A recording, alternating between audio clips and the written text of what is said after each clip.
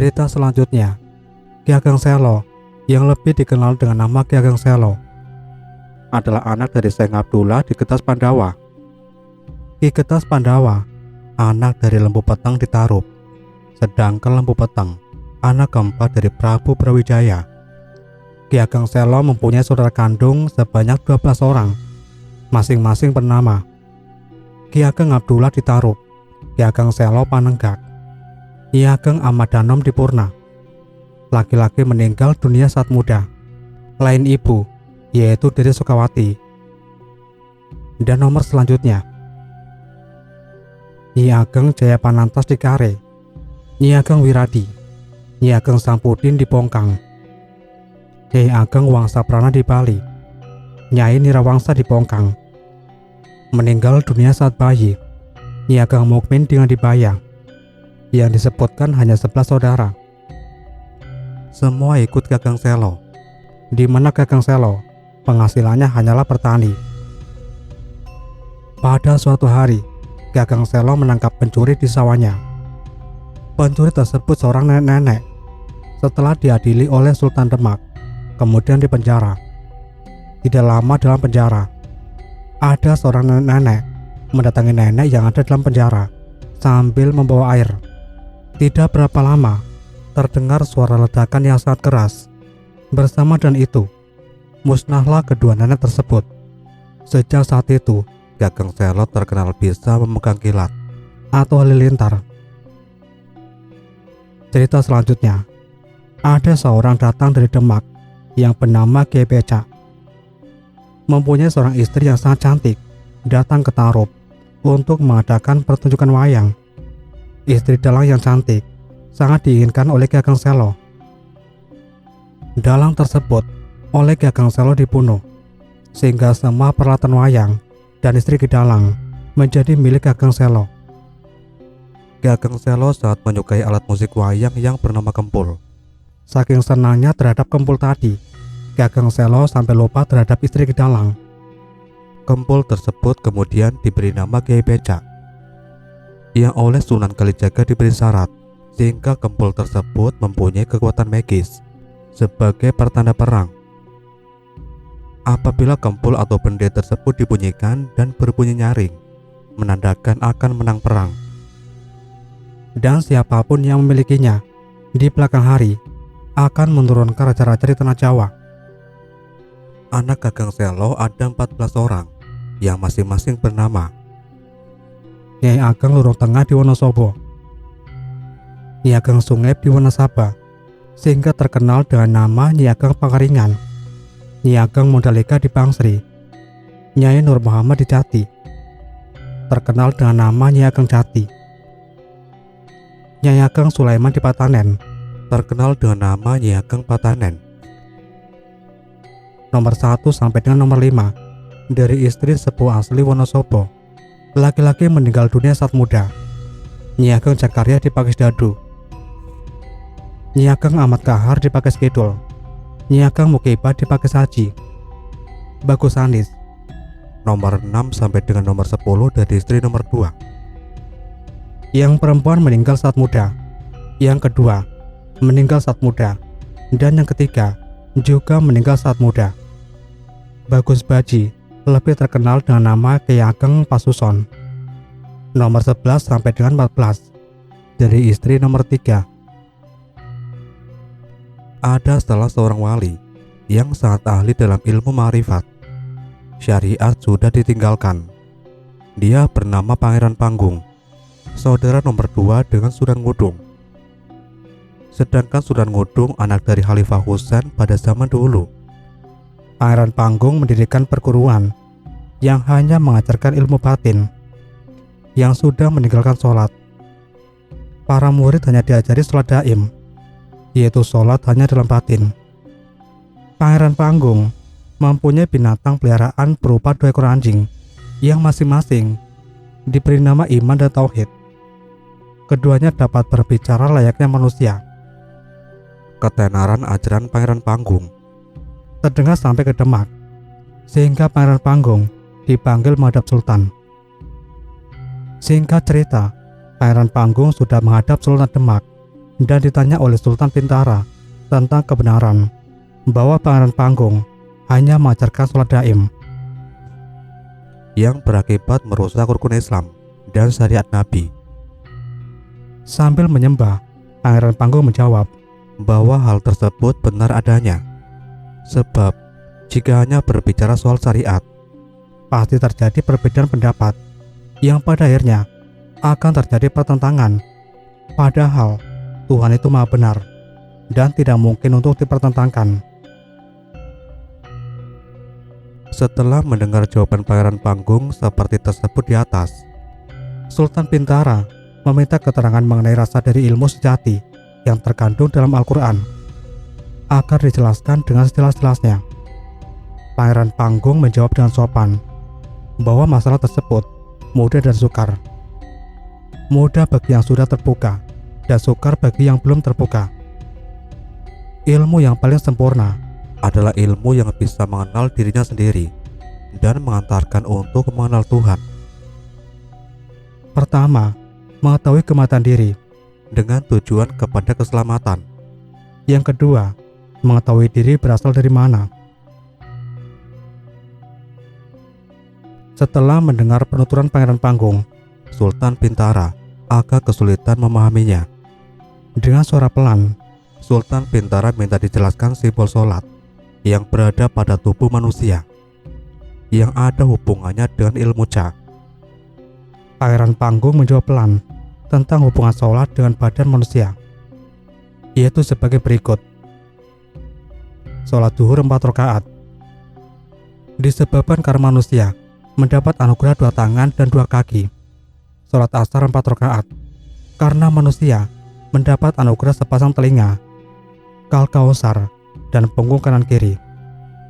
Sholat maghrib 3 rakaat karena manusia mendapat anugerah 2 lubang hidung dan 1 buah mulut. Sholat isya 4 rakaat karena manusia mendapat anugerah 2 telinga dan 2 mata. Sholat subuh 2 rakaat karena manusia mendapat anugerah roh dan jasad. Sedangkan sholat witir adalah sebagai pelambang dari 2 buah alis manusia. Sedangkan perbedaan waktu sholat karena disebabkan oleh beberapa kisah sebagai berikut. Sholat subuh yang mempunyai kisah Nabi Adam saat diturunkan dari surga dan berpisah dengan Siti Hawa, sehingga Adam sangat menderita karena tidak ada temannya. Nabi Adam bertobat, dan atas kemurahan Sang Pencipta, Malaikat Jibril mengemban tugas dari Tuhan memerintahkan Nabi Adam untuk menjalankan sholat 2 rakaat. Nabi Adam menjalankan sholat 2 rakaat bersama dan waktu fajar. Ketika ulus salam kanan kiri, Siti Hawa sudah berada di sampingnya dan menjawab salam Nabi Adam. Sholat zuhur yang mempunyai kisah adalah Nabi Ibrahim pada saat dibakar. Nabi Ibrahim bertobat sehingga diperintah Tuhan untuk sholat 4 rakaat. Nabi Ibrahim sholat sehingga mengakibatkan api padam. Dan sholat asar yang mempunyai kisah Nabi Yunus pada waktu berada di perut ikan paus. Setelah bertobat, Nabi Yunus mendapat perintah Tuhan agar menjalankan sholat 4 rakaat. Setelah Nabi Yunus menjalankan sholat, ikan paus tidak kuat sehingga hancurlah tubuhnya, sehingga Nabi Yunus dapat keluar dari perut ikan tersebut. Sholat maghrib yang mempunyai kisah adalah Nabi Nuh ketika dilanda banjir dan topan yang sangat besar. Nabi Nuh merasa salah dan bertobat, sehingga Nabi Nuh diperintahkan menjalankan sholat 3 rakaat sehingga air menjadi surut dan badai sirna. Sholat isya yang mempunyai kisah adalah Nabi Musa ketika dia kalah perang dengan Raja Arkiyah. Setelah Nabi Musa sholat hajat, Nabi Musa mendapatkan perintah untuk menjalankan sholat 4 rakaat sehingga Nabi Musa menang perang. Setelah Pangeran Panggung menjelaskan panjang lebar seperti tersebut di atas, Sultan Bintara meminta keterangan lagi masalah An-Nasir. Pangeran Panggung mengatakan atas dasar petunjuk guru pada zaman dulu bahwa An-Nasir berjumlah 4, baik Anasir lahir maupun Anasir batin. Setelah mendengar jawaban Pangeran Panggung, Sultan Bintara memohon untuk diterangkan maknanya. Pangeran Panggung dengan sopan mengatakan kepada Sultan Bintara bahwa Anasir yang berjumlah 4. Yang pertama adalah Anasir Allah, terdiri dari zat, sifat, asma dan af'al. Zat adalah wujud dari Allah sendiri.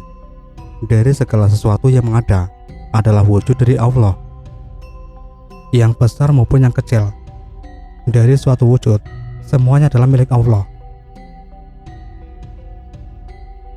Semua diri tidak mempunyai daya hidup, hanya Allah lah yang maha hidup. Sedangkan semua makhluk yang mempunyai daya hidup, semua berasal dari Allah. Yang kedua adalah sifat, yaitu segala bentuk yang nampak, bentuk yang besar maupun yang kecil, segala bentuk isi bumi dan langit. Hakikatnya tidak punya bentuk, hanya Allah yang memiliki segala bentuk. Sedangkan asma adalah nama segala sesuatu. Isi bumi dan langit berbeda namanya, akan tetapi hanya Allah lah yang mempunyai nama yang sempurna. Arti dari afal adalah perbuatan yang nampak. Semua isi bumi dan langit berbeda pekerjaannya, semuanya tanpa gerak. Hanya Allah lah yang kuasa atas segala gerak. Telah habis Anasirnya Allah, ganti yang dibicarakan, yaitu mengenai Anasir roh, yang juga berjumlah 4, masing-masing yaitu wujud, ilmu, nur dan suhud. Wujud adalah hidup, yaitu hidup yang sejati. Sedangkan ilmu adalah pengertian atau pemahaman batin. Nur adalah roh ilahi, yaitu cahaya yang sangat terang. Sedangkan suhud itu adalah cita-cita batin.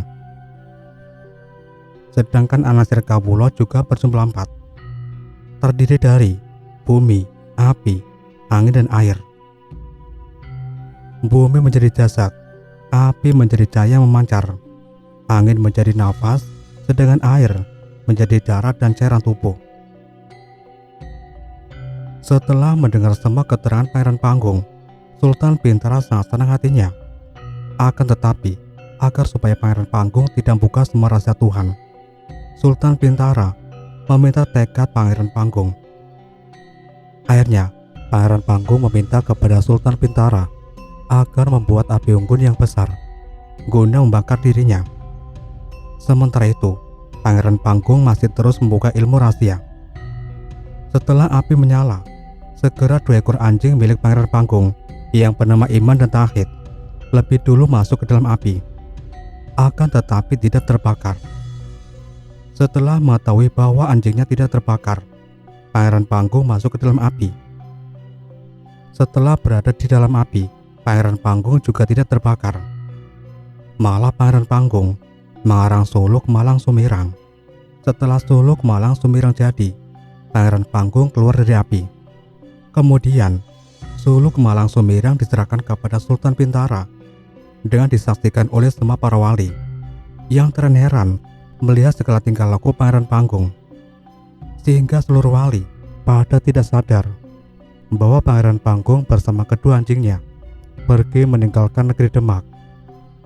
Sepeninggal Pangeran Panggung, para wali mempelajari isi suluk Malang Sumirang yang dipadukan dan bermacam-macam ilmu. Dan ternyata isi ajaran yang terkandung dalam suluk Malang Sumirang benar adanya. Kemudian Sultan Bintara memerintahkan para prajuritnya untuk mencari Pangeran Panggung sampai ketemu agar diajak kembali ke keraton Demak. Setelah Pangeran Panggung bisa ditemukan dan mau diajak ke Demak, kemudian Pangeran Panggung mendapat julukan Sunan Kesang, dikarenakan ketika Pangeran Panggung dibakar, dirinya tidak terbakar. Cerita selanjutnya, Sultan Bintara memerintahkan para wali agar membuat kidung kakawin dan menghimpun cerita zaman dulu. Yang pertama kali membuat kidung adalah Sunan Giri, yaitu membuat tembang Asmaradana.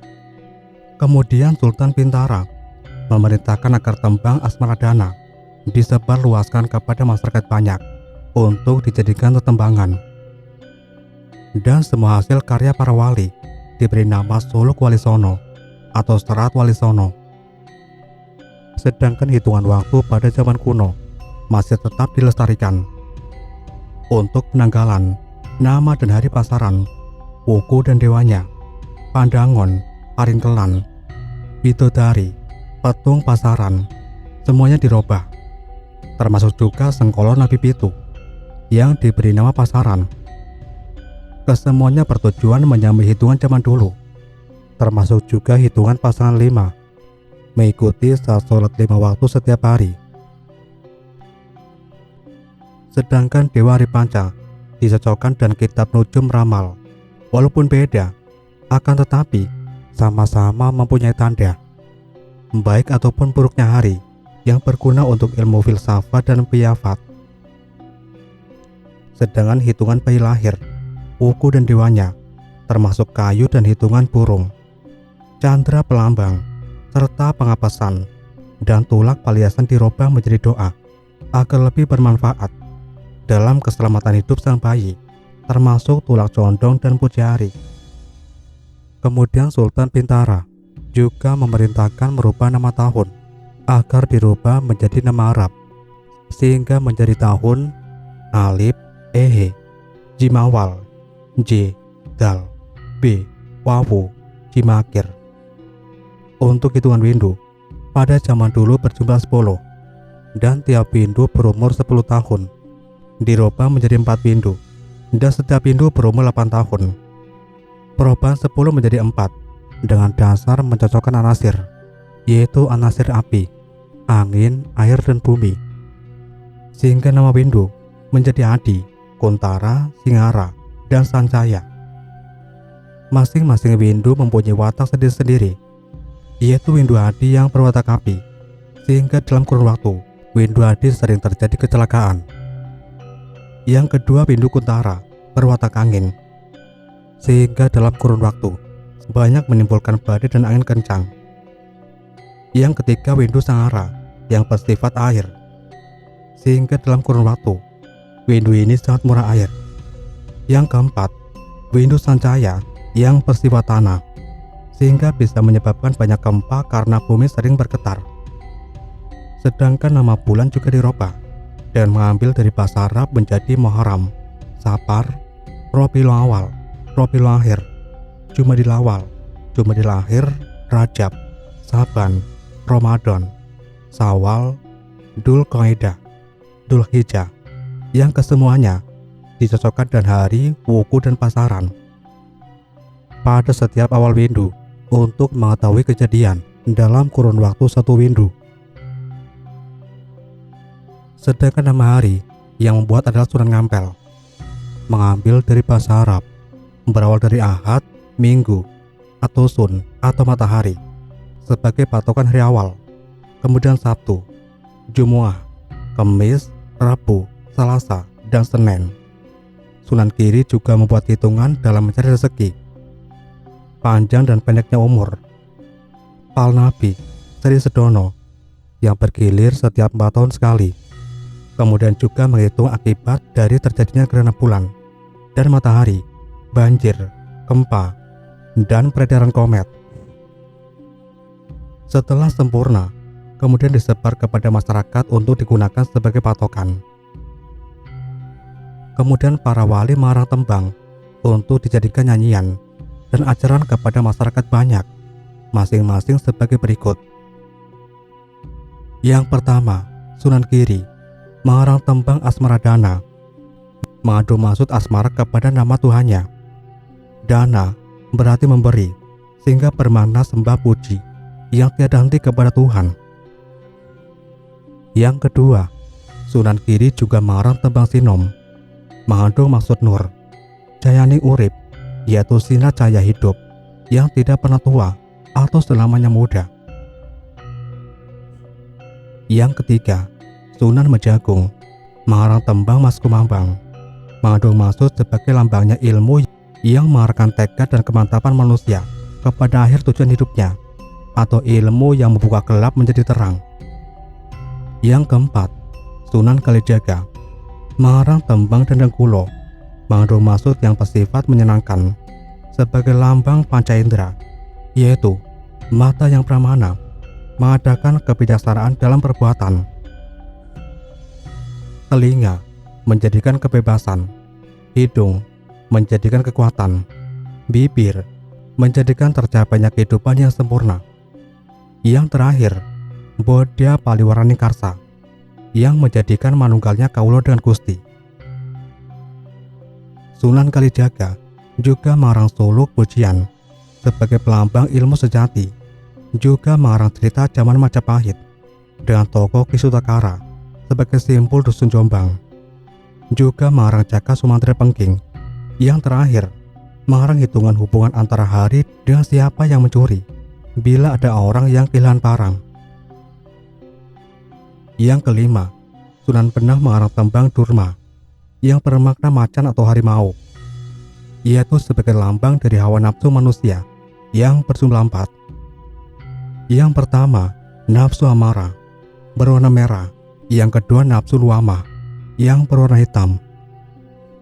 Yang ketiga, nafsu supia yang berwarna kuning, dan nafsu mutmainnah yang berwarna putih. Sunan Benang juga mengarang cerita zaman Majapahit dengan tokoh Damar Wulan kawin dengan Ratu Ayu sehingga bisa moksa.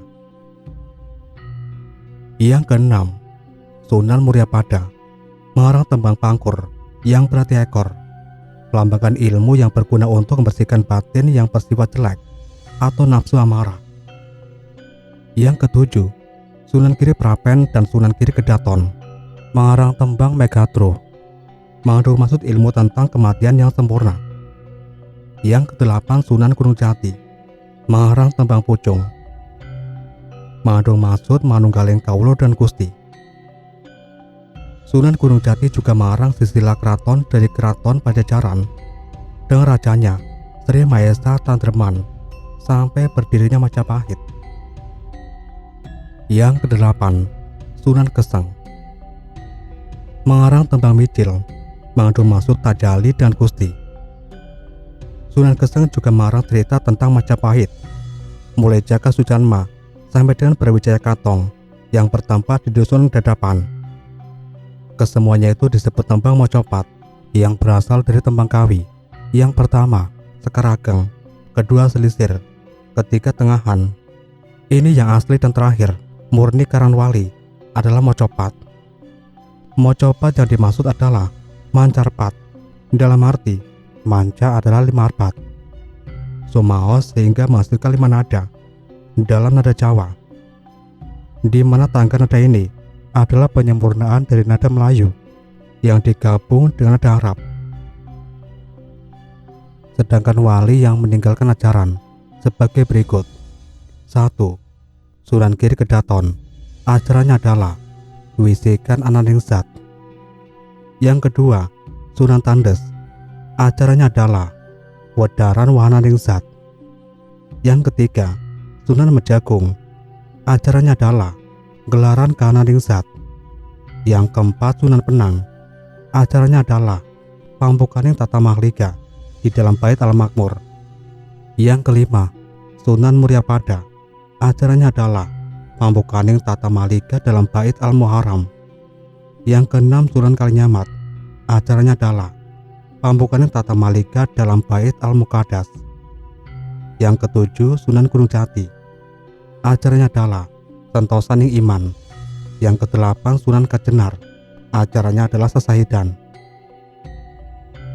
Kesemuanya yang tersebut di atas pada awal berdirinya Kerajaan Demak atau ajaran yang pertama. Sedangkan pada akhir Kerajaan Demak, para wali juga ada 8 yang meninggalkan ajaran, yang termuat dalam Wirid Hikayat Jati karangan Rangga Warsito pada bab Wahananing Hidayat Jati. Semua ajaran yang tersebut di atas, makna dan hakikat adalah sama, sebab kesemuanya berasal dari Sunan Ngampel, dan kesemuanya hanya untuk mempermudah dalam pengerjaannya berdasarkan dalil, hadis, qiyas, dan jima. Kesemuanya disebabkan karena apabila menguraikan zatnya Tuhan, tidak ada kalimat yang bisa menguraikannya, sebab baik huruf, kata, maupun kalimat adalah ciptaannya sebagai hijab bagi Tuhan Yang Maha Esa. Termasuk juga semua nama adalah sebagai hijab bagi yang dinamai. Sebab Tuhan sangat-sangat rahasia, tanpa warna, tanpa bentuk, tidak laki-laki, tidak perempuan, dan tidak pula panci, serta tidak dibatasi oleh ruang dan waktu maupun masa, tidak bertempat, hanya ada dalam cipta dan sasmita pada diri manusia yang waskita. Atau juga ajaran tersebut di atas bisa dipahami apabila paling tidak sudah mengenal ilmu marifat. Lebih mudah lagi apabila sudah mengenal ilmu di atas ilmu marifat, di mana ilmu ini dalam teori bisa dipelajari dari buku yang dikarang oleh Imam Nafri yang berjudul Al-Muwaqif wa Muqotobat, yang isinya sudah melampaui tingkat ilmu marifat. Sebab dalam Islam, orang ilmu disebut ulama, orang ahli marifat disebut afirin, sedangkan orang yang ahli melampaui ilmu marifat disebut wakif. Buku-buku teori yang mengajarkan ilmu tingkat marifat bisa dipelajari dari buku peninggalan ulama besar seperti Syekh Abdul Qadir Jalani, Fath al-Rabbani, Fath al-Ghaib, Al-Quraisyah dengan risalahnya, Ibnu Abbad dengan surat-suratnya, Abu Athaillah dan kitab Al-Hikmahnya, Surah Waqti Maktul dengan 4 kitabnya, Al-Halaj, Al-Halabasi dan risalahnya, Abu Thalib Maki dengan Qut al-Qulubnya, Fariduddin al-Atar dengan kisah para sufinya, Jalaluddin Rumi, Al-Muhasibi dan lain-lain, yang sudah banyak diterjemahkan ke dalam bahasa Indonesia. Sedangkan dalam ilmu Jawa, ajaran tersebut bisa dipahami paling tidak orang yang telah mengenal teori ilmu rasa atau ilmu sejati. Sebagai teorinya bisa dipelajari di serat Jatimurti, Kaca Wirangki, Madurasa dan lain-lain. Atau juga dipahami bagi yang telah mengenai teori akidah di atas akidah tingkat pertama. Tingkatan akidah dasar adalah la ilaha illallah. Tingkatan kedua, la haula huwa, Quran surat Al-Hasr 22 hingga 24 dan lain-lain. Tingkatan ketiga adalah la ilaha illa anta. Tingkatan keempat adalah rahasia. Tingkatan kelima adalah rahasia di atas rahasia. Kedelapan ajaran wali di atas akan menimbulkan pertentangan dan permasalahan besar apabila diajarkan pada orang yang masih dalam tingkat ilmu syariat. Para wali juga membuka layang Anbiya yang sebagian isinya menjelaskan bahwa ada 8 nabi yang meninggalkan kitab sebagai pedoman umatnya, yaitu Nabi Adam meninggalkan kitab 10 buah, Nabi Yesus meninggalkan kitab 50 buah, Nabi Idris meninggalkan kitab 30 buah, Nabi Ibrahim meninggalkan kitab 10 buah, Nabi Musa meninggalkan kitab 1 buah yang bernama Taurat, Nabi Daud meninggalkan kitab 1 buah yang bernama kitab Jabur, Nabi Isa meninggalkan kitab 1 buah yang bernama Injil.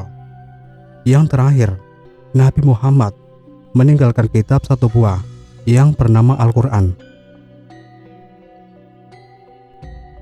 Sedangkan Nabi yang meninggalkan ajaran syariat adalah sebagai berikut, yaitu Nabi Adam, syariatnya menghalalkan menikahi saudara kandung. Nabi Nuh syariatnya menghalalkan memakan daging anjing. Nabi Ibrahim syariatnya menghalalkan minuman keras. Nabi Musa syariatnya membunuh harus dibunuh. Nabi Isa syariatnya dihukum mati tidak mati. Nabi Muhammad syariatnya laki-laki diperbolehkan menikah wanita sampai berjumlah 4. Nabi yang ajarannya menjadi agama berjumlah 6, yaitu Nabi Adam, Nabi Nuh, Nabi Ibrahim, Nabi Musa, Nabi Isa, dan Nabi Muhammad SAW. Nabi Muhammad meninggalkan kitab Al-Quran yang terdiri dari 30 juz 114 ayat. Artinya Al-Quran 112, jumlah ayatnya 6.217 ayat. Jumlah kalimatnya sebanyak 3.006.217. Surat yang bernama Al-Fatihah mempunyai kepala yang terletak di Bismillah. Sedangkan kepalanya Bismillah ada di huruf alif. Huruf alif adalah sebagai sumber dari semua huruf yang berada dalam Al-Quran, yang bisa disebut juga sebagai Nur Muhammad. Alif yang termuat dalam kitab Taurat disebut alif Tamsur, yang dalam kitab Al-Quran menjadi jabar yang menunjukkan Muhammad Iyati. Di dalam kitab Injil bernama alif Istibah, yang di dalam Al-Quran menjadi jar yang menunjukkan Johar Muhammad. Di dalam kitab Zabur bernama Mutakalimun Wakid. Di dalam kitab Anbiya bernama alif Kurupul, yang di Quran menjadi tanwin yang menunjukkan Muhammad adalah Sarpin. Kepalanya huruf alif, tempatnya ada iman sebagai huruf gaib sirullah. Sedangkan tata krama atau aturan membaca Al-Quran terbagi menjadi 1. Qiraat, 2. Jaiz, 3. Mat lajim, 4. Emat, 5. Jaka, 6. Atartil, yang ke-7 Mat mupasil, yang ke-8 Mat mutamsil, yang ke-9 Bilahona, yang ke-10 Magonana, yang ke-11 Ilham, yang ke-12 Ilar, yang ke-13 Ihar, yang ke-14 Iklab, yang ke-15 Iklab, yang ke-15 Ilpa, yang ke-16 Ikpa, yang ke-17 Iktila, dan yang ke-18 Kalkala. Kesemuanya itu disebut ilmu tata suara. Ganti yang diceritakan adalah Syekh Siti Jenar pada zaman dahulu, yang sekarang ajarannya tambah melenceng dan berbeda jauh dengan ajaran para wali, sehingga akhirnya Sunan Giri melaporkan kepada Sultan Bintara bahwa segala gerak-gerik Syekh Siti Jenar dan para muridnya sudah merusak syariat yang mengakibatkan masjid menjadi kosong. Apabila tetap dibiarkan, akan sia-sia perjuangan para wali, karena tidak ada orang yang mau sholat, dan rusak pula tata aturan negara.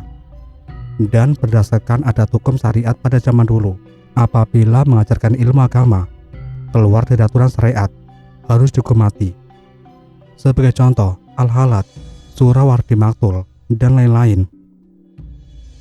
Setelah mendengar penuturan Sunan Giri, akhirnya Sultan Bintara bermusyawarah dengan para wali dan menghasilkan kesepakatan agar mengundang Syekh Siti Jenar ke Bintara. Singkat cerita, Syekh Siti Jenar sudah menghadap Sultan Bintara dengan diikuti oleh 7 muridnya. Setelah ditanya oleh para wali, Syekh Siti Jenar tetap bertekad mengajarkan ilmu ajarannya.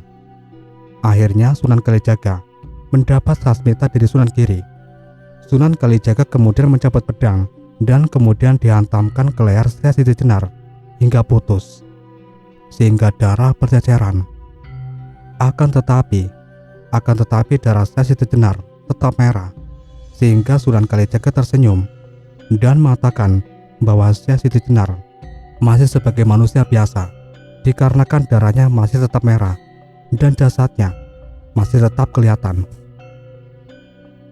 Setelah gak lama, kemudian darah Syekh Siti Jenar yang semula merah berubah menjadi berwarna putih, sedangkan jasadnya dirawat oleh para wali dengan penuh rasa heran.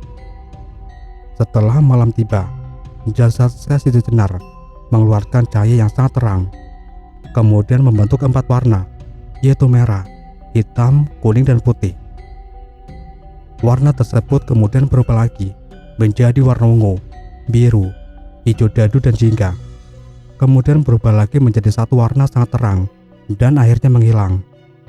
Sedangkan darah Syekh Siti Jenar yang berwarna putih kemudian membentuk tulisan yang oleh para wali dibaca berbunyi lafaz La ilaha illallah. Setelah terbaca, kemudian darah dan jasad Syekh Siti Jenar musnah, sehingga Sunan Kalijaga berkata keras bahwa matinya Syekh Siti Jenar seperti matinya setan, dikarenakan jasadnya hilang tanpa bekas. Tak lama kemudian terdengar wasiat Syekh Siti Jenar bahwa mati hepatitis adalah dari kesentosaan hati, bukan karena menjalankan syariat. Karena syariat menurut Syekh Siti Jenar adalah menjadi penghalang, sebab syariat hanya bisa digunakan menyelesaikan urusan duniawi. Sedangkan apabila digunakan untuk urusan mati, adalah sangat mengecewakan. Sebab sebenar-benarnya ilmu tempatnya pada cipta pribadi, yaitu pada keadaan eneng dan ening. Setelah tak terdengar lagi suara, Sunan Giri berkata pelan bahwa apabila direnungkan, adalah benar matinya Syekh Siti Jenar sebagai mati patitis. Kemudian para wali yang dipandegani Sunan Giri mengambil pohon pisang untuk mengganti jasad Syekh Siti Jenar yang telah musnah, kemudian dibungkus, dibentuk bagaikan bungkusan mayat. Setelah sempurna, barulah ketujuh murid pengiring Syekh Siti Jenar dipanggil menghadap para wali. Para wali mengatakan bahwa apabila murid benar-benar berbakti pada guru, setelah tahu Syekh Siti Jenar sebagai gurunya telah meninggal dunia, ketujuh murid Syekh Siti Jenar tanpa dikomando ikut balapati dengan jalan bunuh diri menggunakan keris miliknya masing-masing. Semua wali terheran-heran melihat kejadian tersebut. Tidak lama kemudian, datang lagi seorang murid Syekh Siti Jenar yang juga ikut balapati. Akhirnya, Sunan Giri memberi nasihat akan kesalahan gurunya pada muridnya. Pada akhirnya, murid Syekh Siti Jenar tidak jadi ikut balapati, bahkan menjadi murid para wali.